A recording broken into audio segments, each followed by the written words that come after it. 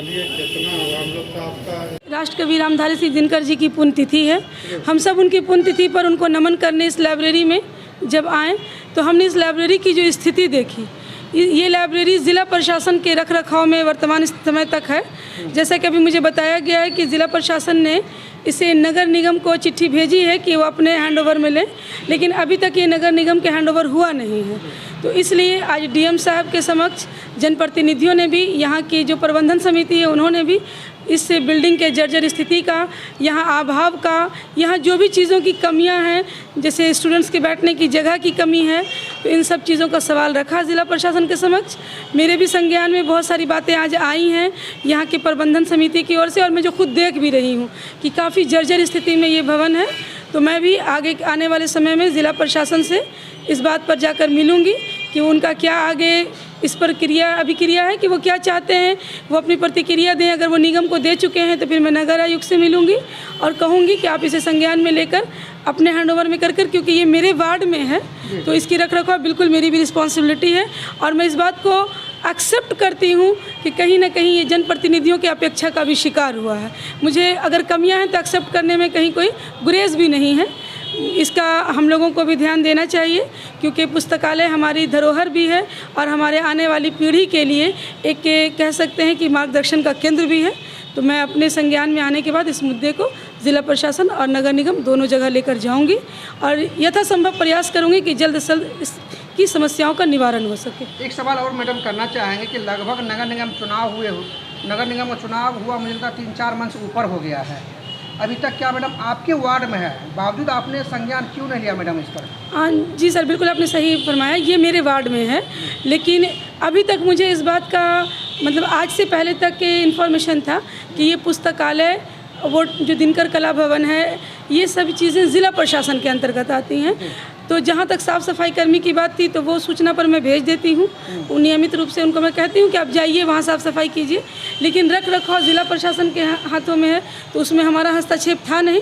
लेकिन अभी मुझे सूचना मिली कि ज़िला प्रशासन ने निगम को कहा है कि वो ले लें, तो बिल्कुल मैं अब आगे इस पर अपनी जो भी हो सकता है वो सहभागिता दूंगी और कोशिश करूंगी कि इसको उचित रूप से रख रखाव हो सके।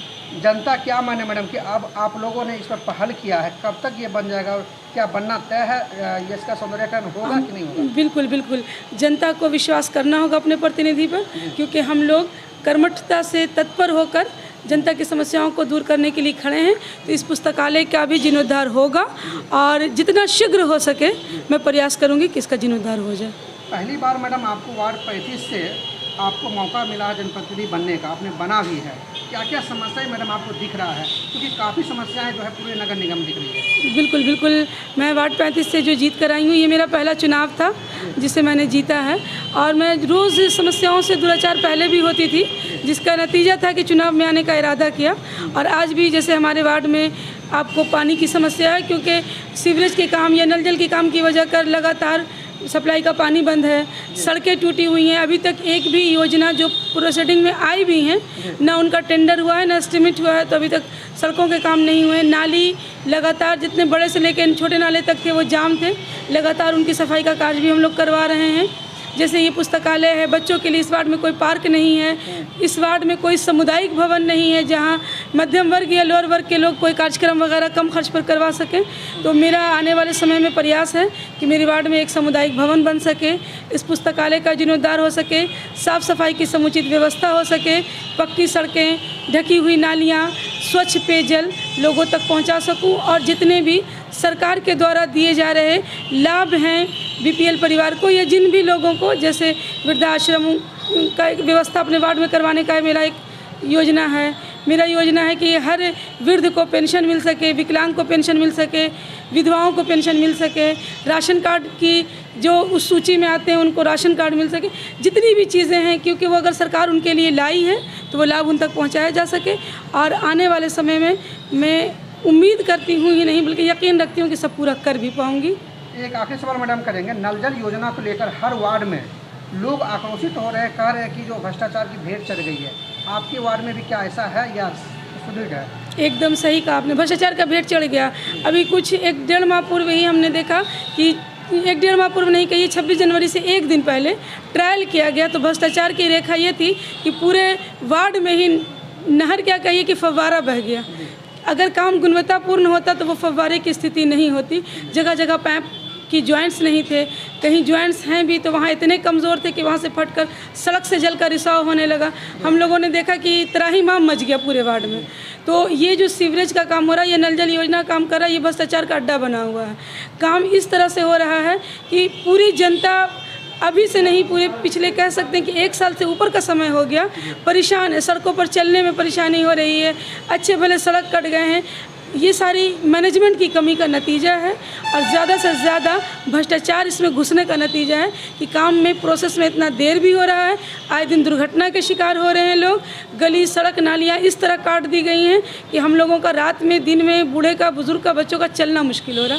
तो ये काम ज़िला प्रशासन को चाहिए कि अपनी निगरानी में लेकर जल्द से जल्द इसकी गुणवत्ता की जाँच भी करें और गुणवत्ता की जाँच करने के बाद ही इनको NOC दें, अन्यथा उस पर रोक लगाएं। आपकी तरफ से मैडम इस पर क्या पहल चले, क्योंकि आपने कहा कि डीएम इस पर जांच करे और गुणवत्ता की भी जांच करे, लेकिन जनप्रतिनिधि आप हैं, जनता आपको जान रही है। वार्ड नंबर 35 की मैं बात करना चाहता हूँ, उसमें भ्रष्टाचार मुक्त कैसे होगा? बिल्कुल, मैं लगातार नज़र बनाई हुई हूँ। मैं ज़िला प्रशासन से भी हर बैठक में इस बात की मांग कर रही हूँ कि मेरे वार्ड में अगर जो समस्याएं हैं तो उसको कैसे दूर किया जाए। मैं बार बार कहती हूँ कि किसी भी योजना से दलाली ख़त्म किया जाए, सब चीज़ों को डायरेक्ट कीजिए। कहीं भी किसी काम का एक समय सीमा रखिए कि अगर कोई राशन के लिए अप्लाई करता है, पेंशन के लिए अप्लाई करता है, तो 15 से 20 दिन का एक समय रखिए जिसमें कि इंक्वायरी के बाद उनको ओके करना है, ताकि बीच से लंबे समय के बाद जो दलाली शुरू होती है, अगला लाभार्थी दौड़ते दौड़ते किसी न किसी का सहारा लेने पहुंच जाता है, वो सब ख़त्म हो सके। तो मैं इसके लिए खुद भी तैयार हूं और लोगों को जागरूक भी कर रही हूं और लगातार ज़िला प्रशासन से भी अपना जो उनका और अपना एक कह सकते हैं कि कर रही हूँ कन्वर्सेशन कि वो बीच से ख़त्म हो सके, क्योंकि बीच से बिचौलिया ख़त्म होंगे तभी सब चीज़ें लाइन लेंथ में आ पाएंगी। जी की पुण्यतिथि मनाई गई है और उसको लेकर आप लोग डीएम साहब कुछ सवाल पूछ रहे थे पुस्तकालय भवन को लेकर, क्या समस्या मैडम? देखिए, पुस्तकालय भवन जो है आप देख रहे हैं जर्जर स्थिति में है और आज दिनकर जी की पुण्यतिथि थी।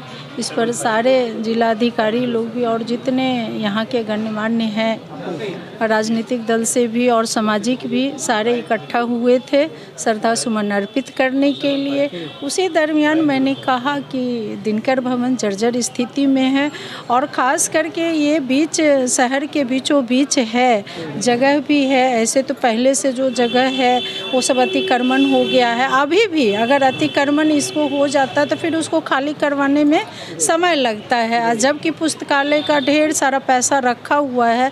तो एक अच्छा भवन बनना चाहिए, पार्क का रूप देना चाहिए, ताकि यहाँ के जो बेटा बेटी छात्र छात्राएं आए तो उसका पुस्तकालय का भी लाभ लें, स्वच्छ हवा का भी लाभ लें और अच्छा लगेगा। तो डीएम साहब ने आश्वासन दिया है कि नहीं, ये काम होगा और बहुत जल्द होगा। ऐसा